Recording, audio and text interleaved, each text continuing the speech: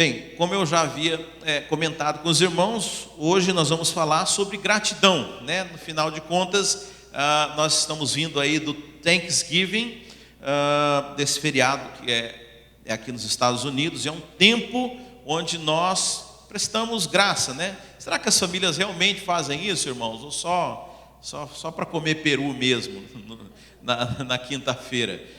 Você sabe, tem o Natal mesmo. Uma vez me convidaram para ir numa ceia de Natal, mas teve de tudo, teve amigo oculto, teve não sei o que lá, presença, só não teve Jesus, não fizeram nem oração. Eu falei, pô, que coisa triste isso, né? Sabe, esse feriado, ele é para a gente se lembrar de gratidão, mas gratidão precisa ser um estilo de vida, amém?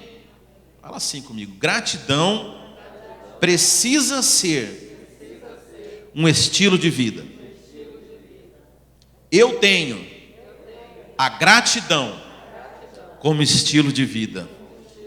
Irmão, você vai viver muito bem se você for uma pessoa grata. Eu vou mostrar na Bíblia para você, mas antes eu queria que você, não é o texto base, mas eu queria mostrar para você isso na Bíblia. 1 Tessalonicenses 5:18. Olha o que diz a palavra do Senhor: em tudo dai graças, porque essa é a vontade de Deus em Cristo Jesus para convosco. É interessante, eu não me atentei a isso, eu trouxe um devocional lá no nosso retiro a respeito dessa mensagem, mas é algo que o Espírito Santo me chama a atenção nesse texto, que eu não havia me apercebido, é que aqui fala, essa é a vontade de Deus em Cristo Jesus. Por que é a vontade de Deus em Cristo? Porque antes de Cristo, irmãos, porque sem Cristo talvez você não tinha, vamos supor assim, esse mandamento de ser agradecido. Você sabe, a lei, ela trazia muitas bênçãos para aquele que obedecesse, mas se você olhar lá em Deuteronômio, ela também trazia muita maldição para aquele que era desobediente. Então você não podia dar graças em tudo. Os irmãos acompanham o raciocínio? No tempo na dispensação da lei, não era em tudo que você podia dar graça, porque havia maldição, havia coisas ruins para aqueles que não eram obediência. Mas agora em Cristo Jesus não tem mais desculpa, amém? Assim, não tem mais desculpa. Nós temos que dar graças em tudo. Por quê? Porque todas as coisas cooperam para o bem daqueles que amam a Deus. Ou seja, não tem mais maldição, não tem mais coisa ruim que acontece com você. Pode ter desconforto, irmãos. Você sabe, na vida do crente tem desconforto. Tem coisa que não é agradável para mim, tem coisa que eu não gostaria de passar, mas eu não posso me excusar, não posso deixar de ser agradecido, de dar graças a Deus, porque tudo, presta atenção, tudo está no controle e nas mãos de Deus. Não que antes não tivesse, mas antes, pela própria permissão de Deus, havia coisas que eram castigo, havia coisas que eram maldição, mas a cruz de Cristo levou sobre si toda a maldição da lei, toda a maldição do pecado. Então hoje eu posso afirmar que tudo o que acontece na sua vida é para o seu bem, amém? Ah, pastor, mas tem encrenca que fui eu mesmo que arrumei para mim, entendeu? Tem coisa que eu sei, eu que fui caçar encrenca lá. Não tem problema, irmão. Você sabe, eu gosto lá no final do livro de Gênesis, quando os irmãos vão falar. Quem conhece a história de José do Egito aqui? José do Egito era o filho preferido do seu pai, de Jacó, e os irmãos ficam com inveja, dão um jeito de dar um sumiço no rapaz, vendem ele como escravo. Como escravo ele vai trabalhar para Potifar, e aí lá a mulher dele acusa ele falsamente, a mulher de Potifar, ele é preso e passa um monte de problema na vida dele, até que Deus tira ele, em um único dia, Deus tira ele lá da prisão e coloca ele como governador do Egito. Você sabe, Deus ele faz isso assim, ó, estalando o dedo, aquilo que Deus quer fazer, é porque na lógica humana não, você tem que ir seguindo um escalonamento, para Deus não tem essa lógica não, não virar de página, ele tira você lá de um ponto e coloca no outro. Amém? Quem crê que Deus é poderoso para reverter a situação assim, ó, num estalo de dedo? Então, aí acontece que de repente começa a haver uma fome em toda a região ali, e os irmãos de José vão lá pedir, sem saber que ele era o governador, vão lá pedir comida, vão lá falar com ele. E aí quando eles descobrem que é o irmão dele, fala: pronto, agora ferrou, né? Vai vingar da gente. Na melhor das hipóteses, ele não vai dar comida para a gente, mas ele pode agora mandar prender, pode mandar matar a gente, pode fazer o que ele quiser, porque nós fizemos mal para ele. E agora ele está numa posição de poder e ele pode descontar na gente. Mas eu gosto daquilo que José fala. Ele fala: não se preocupem, não fiquem com medo, porque tudo isso de mal que aconteceu comigo, Deus transformou em bem. Você sabe, Deus ele pode reverter toda tragédia, toda coisa ruim em algo bom na sua vida. Mas até nisso você precisa ter um coração agradecido. Porque você sabe, a murmuração, a lamúria, essa autocomiseração, ela é viciante. Você sabe, a criança ela está lá brincando e ela quer a atenção do pai, mas aí o pai, você sabe, eu vivo isso, irmãos, eu trabalho em casa, né? Pai, vem aqui. Aí eu dou o tablet para ele, aí ele quer: olha esse aqui. Eu falei: filho, eu já te dei o tablet para você deixar o papai trabalhar aqui no computador, né? Não, mas olha só, olha aqui o dragão, e olha não sei quem, ok, filho, você não quer dar atenção. Aí, mas a criança saiu ali, aí ela se machucou e começa a chorar. Aí você para o que está fazendo, sim ou não? Aí a criança pensa assim: poxa, quando eu estava feliz, meu pai não podia dar atenção. Mas quando eu estava chorando, quando eu senti dor, o que eu ganhei? Atenção. E aí a gente cresce e nós nos tornamos adultos disfuncionais.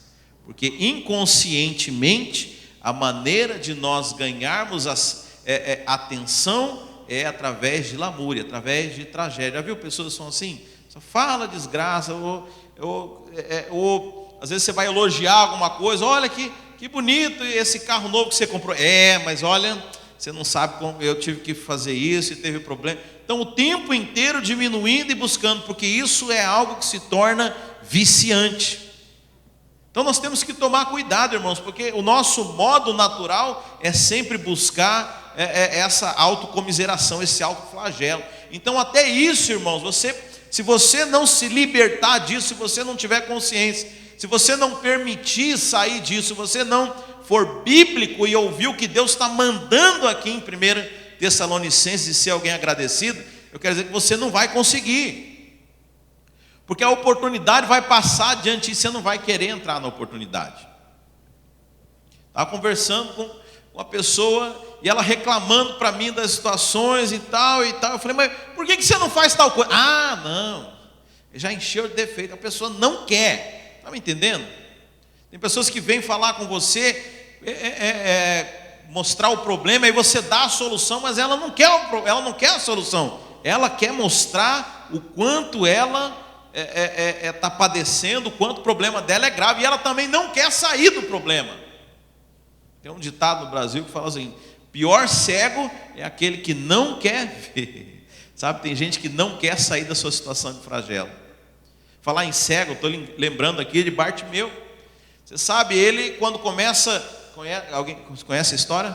O cego Bartimeu, está ali Jesus passando, vindo aquele povão e aclamando Jesus. Você sabe, a pessoa deficiente visual, ela tem uma audição mais aguçada que as pessoas, né? E provavelmente ele começa a escutar o murmurinho, as pessoas falando de Jesus, e ele: é Jesus, ele faz milagre. Como assim? Peraí. E a Bíblia fala que ele começa a gritar: ei, Jesus, filho de Davi, tem misericórdia de mim. Só que tem um detalhe, irmãos. A Bíblia fala que ele levanta e lança a capa dele e começa a gritar. Você sabe, irmãos, o que é essa capa? É a capa do Batman? Não. Essa capa do cego Bartimeu, o cego, hoje em dia o cego ele tem, você sabe como que é o nome daquele guia? Aquele bastão, tem a cor própria, acho que é o branco, né? Que é o de cego, né? porque você sabe, a pessoa pode ter só uma dificuldade visual, mas o branco você sabe que é um deficiente visual. Eu já não saberia, né? Porque eu não tinha certeza da cor.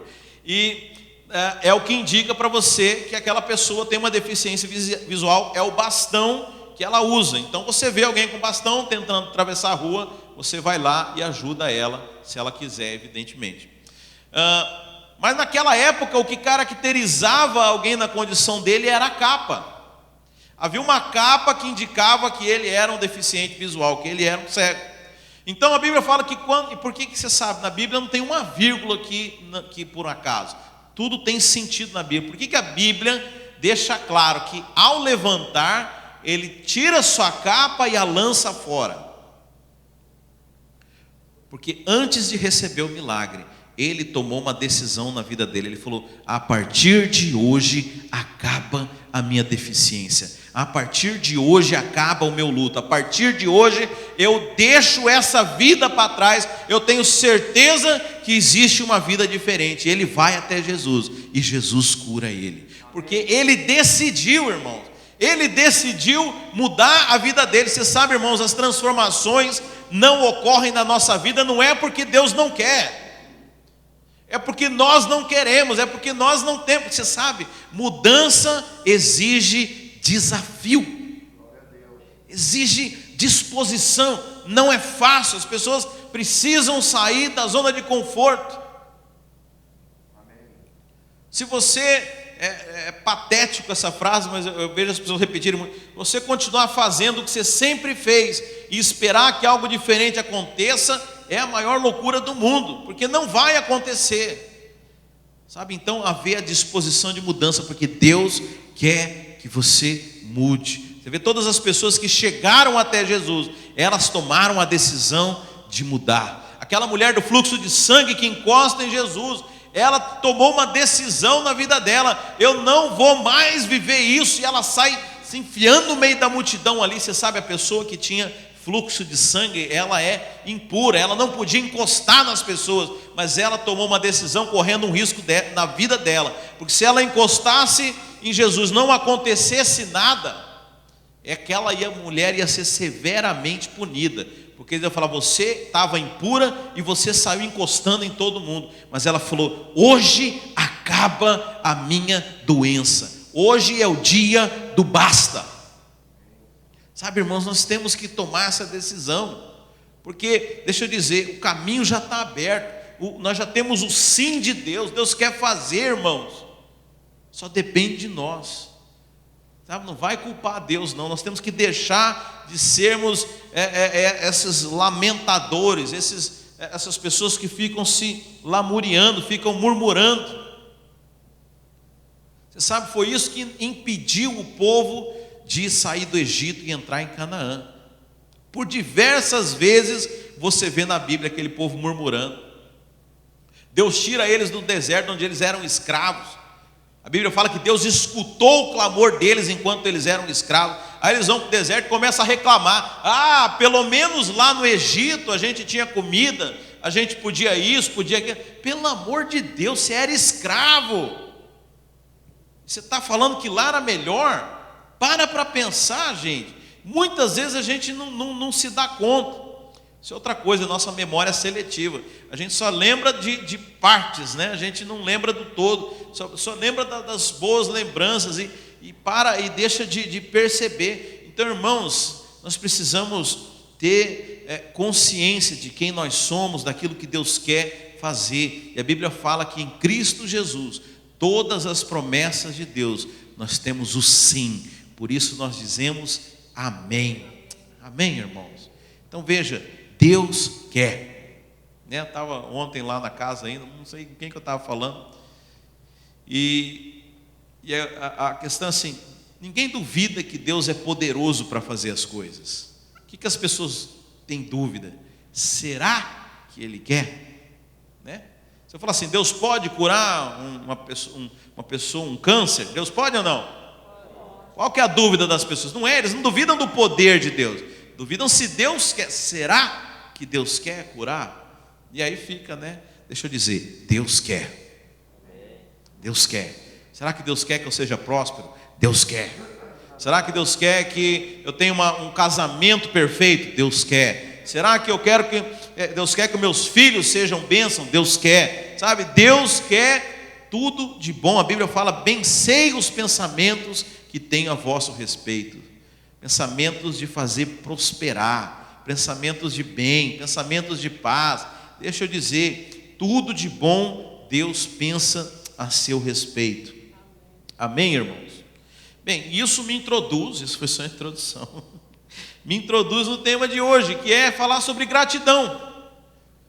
Então eu queria falar de gratidão para vocês, usando o primeiro exemplo de ingratidão na Bíblia. Quer ver? Abre lá a sua Bíblia em Gênesis, capítulo 3. Começou cedo a ingratidão na terra.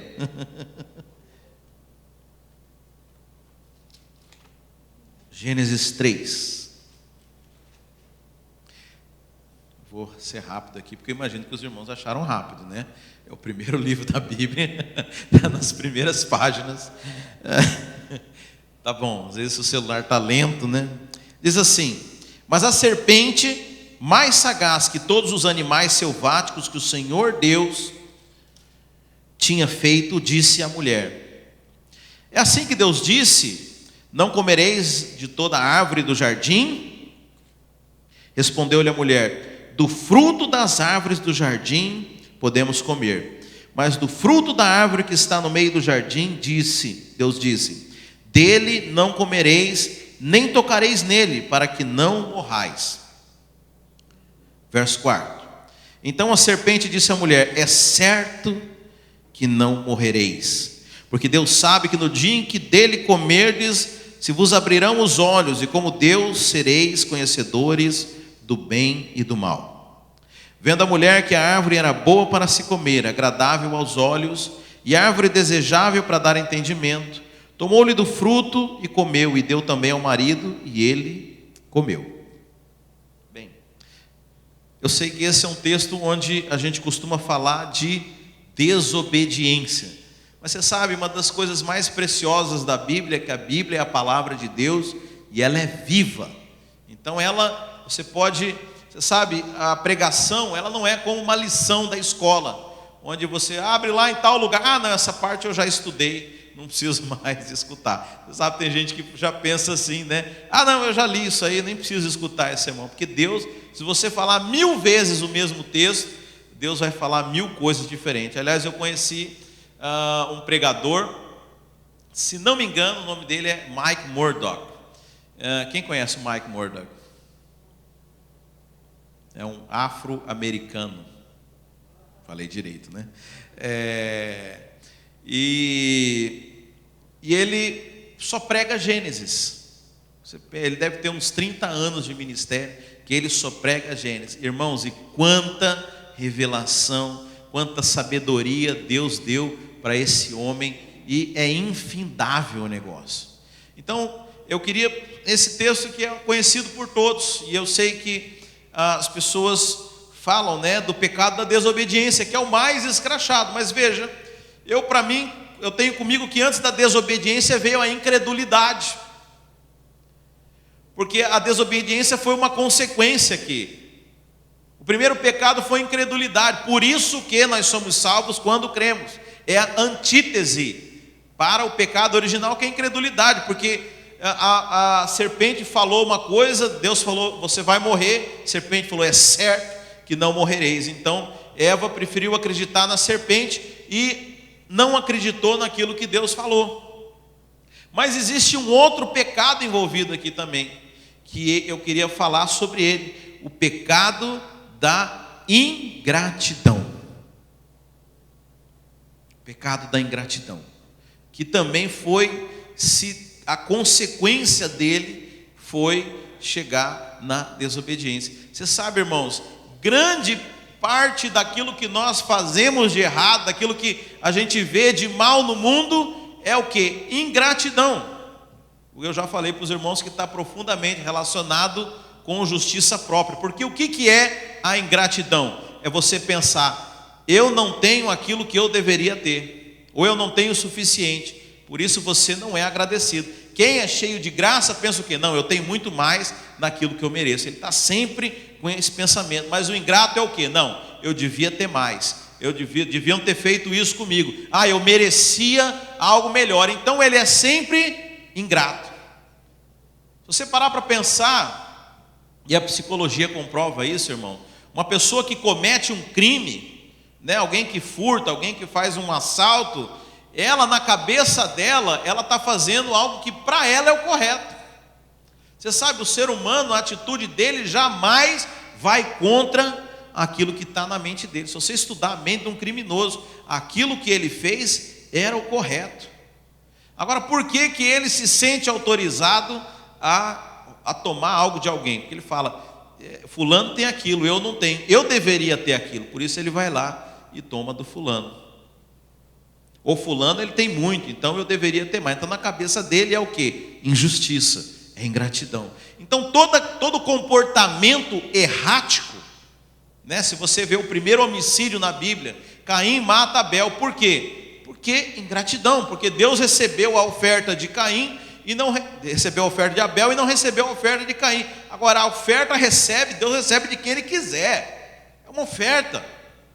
Deus não quis receber, tudo bem, dá para mim de volta aqui, deixa eu viver minha vida, próxima vez eu me esforço mais. Mas ele achou que a obrigação de Deus era receber dele. Não é obrigação dele não, irmãos. Enquanto você tiver essa mentalidade que Deus é obrigado a fazer alguma coisa por você, você está com problema de ingratidão. E você sabe que tem gente que acha isso, porque no final toda ingratidão é endereçada a Deus. Até o incrédulo. Vamos pegar esse exemplo mesmo do ladrão. Fulano tem ou não tem, a culpa é de quem? De Deus, que me fez nascer numa família pobre, né? Falei que o vitimismo agora virou profissão no Brasil, né?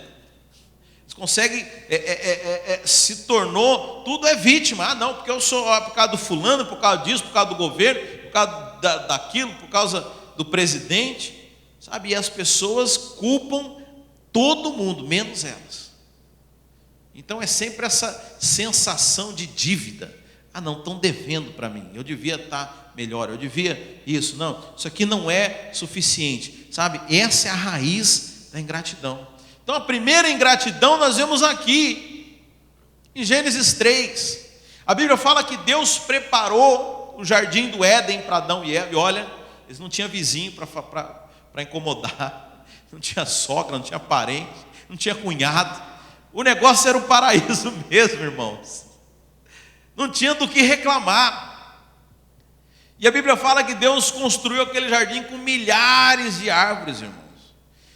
E a Bíblia fala que haviam árvores frutíferas, haviam árvores que eram agradáveis à vista. Olha, essa aqui não dá fruto não, mas essa aqui é bonita, ó. Só para fazer um paisagismo aqui para você, tá, Adão? Vou construir um cenário. Você sabe, tem lugares que a gente olha, eu vejo a natureza e eu falo, isso aqui é lindo demais, né? E é comprovado cientificamente que o cérebro libera aquele hormônio do prazer quando você olha para uma obra de arte, quando você olha para uma paisagem. Porque, veja, Deus quem concebeu a gente, Ele se preocupou até com isso. Mas tem uma árvore, e aí eu quero que você entenda o princípio da reserva. O que é o princípio da reserva? Todo pai precisa dar limites para o seu filho. Todo pai precisa criar seu filho com limites. Então tem coisa que, isso aqui você não mexe. Por quê? Porque não. Porque eu sou o teu pai. Vocês estão me entendendo, irmãos? Tem coisas que Deus fala não e ponto, e acabou. Porque Ele é Deus. Senão, se fosse o inverso, você é quem seria Deus. Nós precisamos entender isso, sabe? Então, se você quiser criar o seu filho bem, você precisa ensinar disciplina, ensinar ele a ouvir não. Então Deus ele estabelece um princípio, fala, essa árvore aqui, não. Mas você tem 1 milhão, você tem milhares. Agora, qual que é o foco dele? Justo na que não podia. Irmãos, eu fico pensando que se ele resolvesse cada dia comer algo diferente, ele ia passar uns 5, 6 anos sem repetir nada, de tanta coisa que tinha naquele jardim. Você sabe, a biosfera do nosso planeta, até hoje, ainda se descobrem espécies novas. Tem coisa ainda que o homem nem sabe.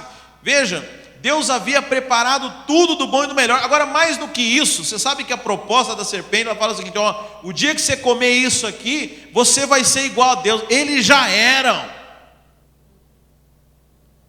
Então esse é o engano do diabo. Então eu queria, baseado nesse ponto aqui, te mostrar como que o diabo faz para nos enganar. Primeira coisa, o diabo, ele faz você acreditar que você não é aquilo que você já é. Eles já eram imagem e semelhança de Deus, mas o que o diabo fala? Ó, o dia que você comer isso aqui, você vai ser imagem e semelhança de Deus. O diabo continua o mesmo, irmãos. O cara é persistente. Ele não tem muita estratégia, não. O diabo só tem uma arma. Então, a primeira coisa que o diabo faz é isso. Ah, não, o dia que eu tiver $1 milhão na conta, eu vou ser feliz. Mentira, você já é. Amém? Quantos creem que nós já somos alegres? Nós temos Cristo. A Bíblia fala: grandes coisas fez o Senhor por nós, por isso estamos alegres. A alegria do Senhor é a nossa força, sabe? Mas o que o diabo fala? Não, o dia que eu tiver um passe plus, ultra, multi da Disney, o dia que eu tiver dinheiro para tirar férias, não sei onde, ao dia que eu morar numa casa muito grande, o dia que eu tiver uma TV de 70 polegadas, o dia que eu tiver isso, o dia que eu tiver aquilo, aí eu vou ser feliz. Mentira do diabo. Então o diabo, ele sempre trabalha mentindo para você aquilo que você já é. E é interessante, porque às vezes os irmãos, eu falo essas coisas, os irmãos falam para mim: pastor, quer dizer que a gente não pode se divertir? Quer dizer que a gente não pode ter as coisas? Claro que você pode, meu irmão. Só estou dizendo o seguinte, que você já é. Eu estou dizendo que você não precisa dessas coisas. Estão me entendendo, irmãos? Então essa é a primeira maneira que o diabo faz para mentir para você. E olha, veja, por que o diabo mente? É para te levar a pecar, é para te levar a desobedecer. Ó, num exercício rápido mental aqui, como que o diabo faz numa situação dessa? Não, o dia que eu tiver uma casa nova de 10 quartos eu falei para a Andressa, a gente esteve lá nessa casa, né, do nosso retiro, e a Andressa falou: eu queria ter uma casa dessa para alugar. Eu falei: para alugar? Eu queria para morar. Eu falei: não, uma casa de 8 quartos para eu limpar. Oh, Jesus, liberta a mente dessa mulher. Já pede a casa com os 3 empregados logo, por que não? Ou será que é muito para Deus? A Bíblia fala: aquele que não poupou o seu próprio filho, acaso não rodará juntamente com ele todas as outras coisas? O que quer dizer isso? O mais difícil foi dar Jesus, o resto é fichinha, meu irmão. Deus não tem dificuldade nenhuma de dar nada para você. Amém? Fecha parênteses. Então veja, mas o diabo, ele quer que você pense que você precisa. Então o cara, ele quer ter uma casa grande, e aí ele começa a se matar de trabalhar. Será que é isso que Deus quer para nós? A Bíblia fala assim: não andeis ansiosos com o que comer, com o que vestir, sabe? Mas buscar em primeiro lugar o reino de Deus. Mas quantas pessoas começam a deixar de lado, e eu não estou falando de deixar às vezes o culto de domingo, mas deixar de participar das coisas, deixar de fazer essas coisas, porque ela está querendo chegar em algo que ela pensa que vai dar aquilo que ela já é. Fui muito complicado aqui na linha de raciocínio. Então, o objetivo do diabo, quando ele te engana dizendo que você não tem, dizendo que você não é ainda, é qual? Te levar ao engano para desobedecer a Deus. Então é dessa forma como ele trabalhou com Adão e Eva, e que ele trabalha até hoje. Eles já eram imagem e semelhança de Deus. Então o que o diabo fez? Falou: não, se você quiser ser igual a Deus, você precisa fazer isso aqui, você precisa quebrar essa regra aqui. Segunda coisa que o diabo faz: fazer a gente pensar que Deus não é bom. Presta atenção, irmãos, que isso aqui é seríssimo. Talvez, de tanto eu falar aqui, eu espero que os irmãos já não pensem isso, mas se você falar com 99% dos crentes, Deus é bom? É bom. Mas se você cavar um pouquinho mais, tirando essa resposta automática, você vai ver que ele duvida da bondade de Deus. Ele duvida. Você sabe, se eu trouxer aqui para vocês um missionário, e ele vier falar que não, eu trabalho lá na África, olha, passei muita fome, e a gente pregou para as criancinhas, e eu só tenho esse chinelo velho aqui, e minhas mãos estão calejadas, e você vai falar o quê? Eita, homem de Deus, você é homem de Deus demais. É ou não é? Mas aí se eu trago um pregador aqui, o cara chega, já encosta um Maserati ali, ó. Porque Mercedes aqui na América não é nada, né? O cara encosta um Maserati ali, desce com aquele terno Armani, pulseira de ouro, relógio, e vem aqui e fala: irmãos, Deus é bom demais. Você fala: bom nada, seu sem vergonha. É ou não é, irmãos? Fala a verdade. Irmãos, eu lembro quando eu cheguei aqui, irmãos, eu graças a Deus, eu louvo a Deus, porque eu não entro nesse joguinho do diabo da autocomiseração, que muitos pastores entram. E eu me lembro que por não ter essa característica, eu lembro uma pessoa que visitava aqui a igreja, alguns irmãos vão saber quem é, falar: esse cara não é pastor nada, ele está aqui só para ganhar green card. Você sabe quem que é, né? Você ouviu isso, né? Por quê? Porque eu não era coitadinho. Porque na cabeça das pessoas, o homem de Deus tem que ser o coitado, o missionário tem que ser aquele que passa fome. Por quê? No fundo, Deus não é bom. Estão me entendendo, irmãos? Então isso é o que o diabo faz. Aliás, veio um visitante aqui também, que eu tinha conhecido numa festa, né? Ele comentou: o pastor rico ali. Eu falei: opa, que bom, gostei. Sabe, eu gosto porque isso é o que nós somos, irmãos. Não deixe o diabo roubar a sua identidade. Você foi chamado para viver a abundância de vida. Você foi chamado para viver uma vida sobrenatural. Tem como fazer isso pobre? Não tem. Está me entendendo? Sai desse pensamento miserável. Vamos entrar em Canaã, irmãos. Deserto não é lugar nosso. Mas o que o diabo faz? Ele fala que você não é aquilo que você é. Então eu estou dizendo isso aqui, talvez o diabo está soprando aí na sua cabeça. É nada. É fácil para ele falar isso. Não é. Irmãos, é isso que o diabo faz. Você já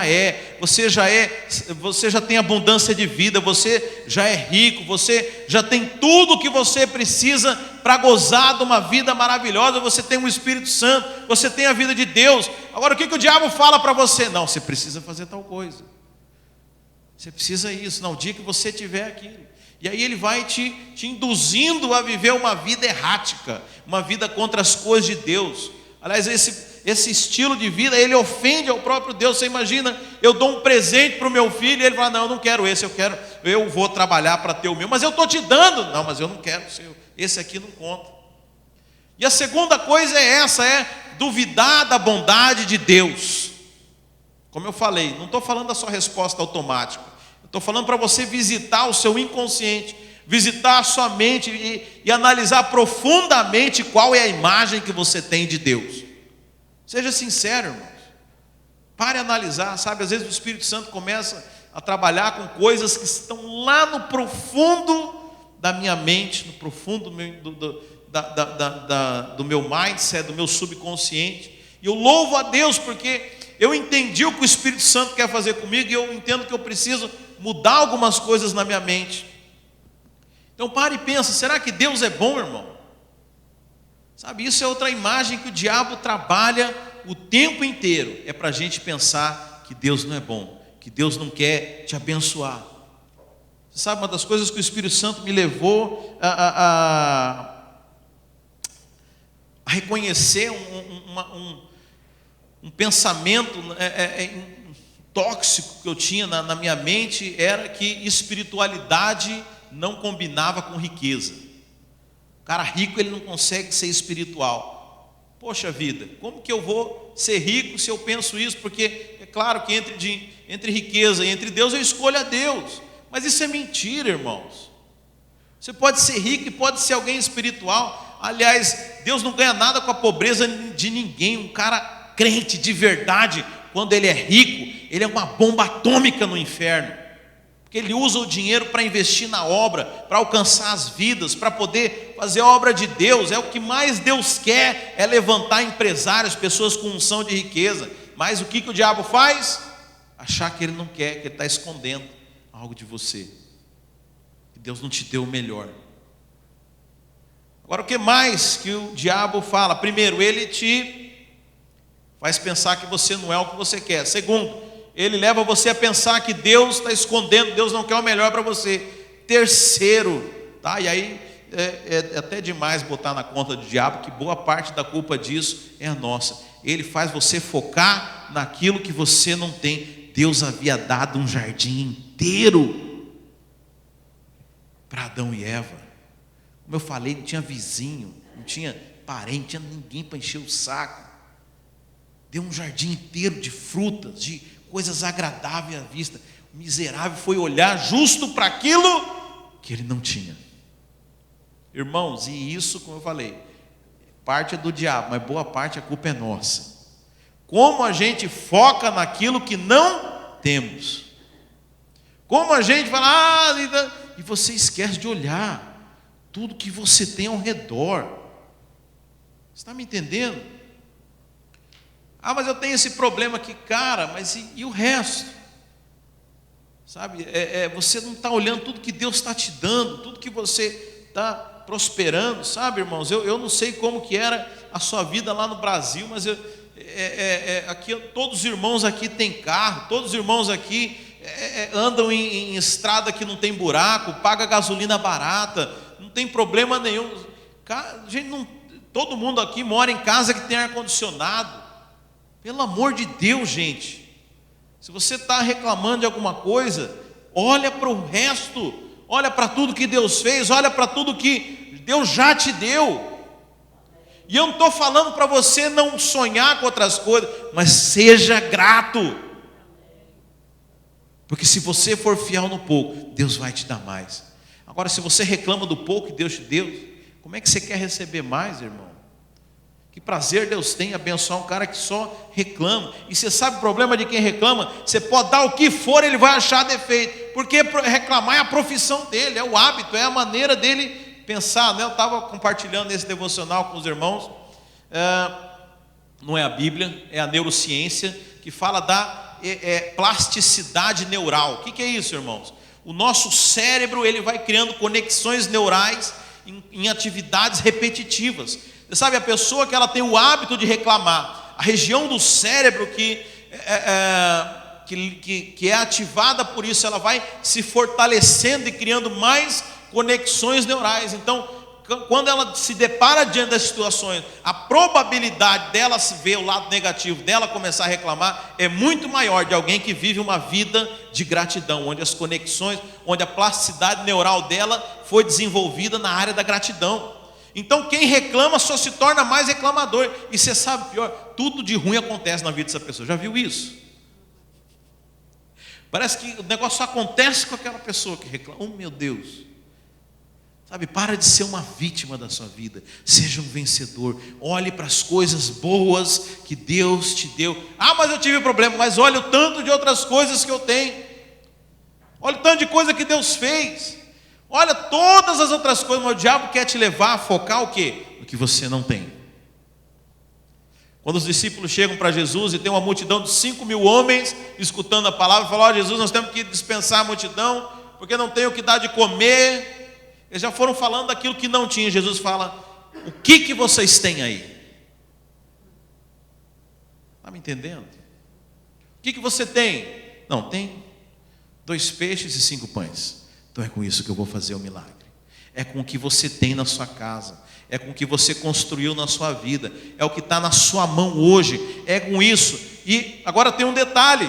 A Bíblia fala que Jesus pegou os 2 peixes e os 5 pães. E a Bíblia fala: e tendo dado graças, multiplicou os pães. A gratidão multiplica as coisas na sua vida.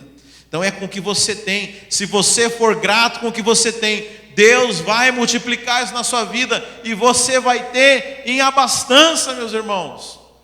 Porque a sua gratidão, ela tem que estar fundada em Deus, naquilo que Deus tem para você, e não nas circunstâncias. Decida ser alguém grato. Deixa eu dizer, gratidão é uma decisão que nós tomamos. Mas está esse problema aqui. Não, mas eu decidi ser grato. eu vou ser bíblico. 1 Tessalonicenses fala: em tudo dai graças, porque essa é a vontade de Deus. Eu vou ser agradecido por isso. Eu ainda não entendi o porquê, eu não sei o que fazer, eu não sei como lidar, mas eu vou dar graças a Deus. Sabe, essa maneira de pensar vai mudar a sua vida. Então, o primeiro pecado que nós vemos, são 3 coisas que o diabo fez para trazer a ingratidão no coração de Adão e Eva. Vamos lembrar aqui, irmãos, qual foi a primeira delas? Os irmãos estão anotando, estão acompanhando, não sei. Qual foi a primeira delas? Fazer eles pensarem que não eram aquilo que eles eram. Fazer você pensar que você não tem aquilo que você tem. Segundo, fazer pensar que Deus não é bom. Não, existe algo que Deus está retendo. Existe uma bênção que Deus não quer me dar. Foi isso que o diabo falou. E terceiro, fazer eles olharem para o que não tinham. Ainda que o que eles tivessem fosse infinitamente mais do que aquilo que eles não tinham. Se você, irmão, conseguir detectar isso na sua vida, eu tenho certeza que o diabo não te engana nunca mais. Amém, meus queridos? Vamos ficar de pé e agradecer a Deus, porque eu tenho certeza que o Espírito Santo hoje está tirando as escamas dos seus olhos, para que você nunca mais caia no engano do diabo. Nunca mais. A partir de hoje o diabo não te engana. A partir de hoje eu tenho certeza que você está liberado para prosperar. Você vai olhar não para aquilo que te falta, mas você vai olhar para as milhares de coisas que Deus já te deu. E você sabe, um dos problemas de você focar naquilo que você não tem, é que você deixa de desfrutar do resto. Você sabe, se ele tivesse fome, ele não precisava comer daquela fruta, ele tinha vastidão para comer. Mas como ele só focou ali, ele falou: estou com fome, a única solução que eu tenho é comer essa fruta. Mentira, ele só estava olhando para ela. Sabe, quando nós olhamos para o que Deus nos deu, eu tenho certeza que você vai viver em abundância, você vai viver com muito mais, você vai desfrutar de muito mais, você vai fazer muito mais coisas. Mas isso é fruto de gratidão, isso é fruto de conhecer a Deus, isso é fruto de entender quem você é, e a obra da cruz, o que Jesus Cristo fez por você, a sua posição, quem você realmente é. Por isso que a Bíblia fala que a vontade de Deus é que nós sejamos gratos em tudo, em Cristo Jesus. Que Cristo já conquistou tudo. Tudo que você precisa, a cruz de Cristo já te deu. Feche os seus olhos. Oh Deus.